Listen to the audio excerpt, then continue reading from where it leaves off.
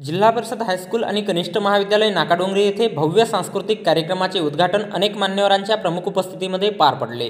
तुमसर तालुक्यातील जिल्हा परिषद हायस्कूल आणि कनिष्ठ महाविद्यालय नाकाडोंगरी येथे दिनांक 25 जानेवारी रोजी दुपारी 12 वाजता दरम्यान जिल्हा परिषद हायस्कूल आणि कनिष्ठ महाविद्यालयाचे भव्य सांस्कृतिक कार्यक्रमाचे उद्घाटन पार पडले। विद्यार्थ्यांच्या कलागुणांना आणि व्यक्तिमत्व विकासाला चालना देणाऱ्या या कार्यक्रमामध्ये श्री महाकाल बहुउद्देशीय संस्था तुमसरचे अध्यक्ष ठाकचंद मुंगसमारे यांनी विद्यार्थ्यांना मार्गदर्शन केले।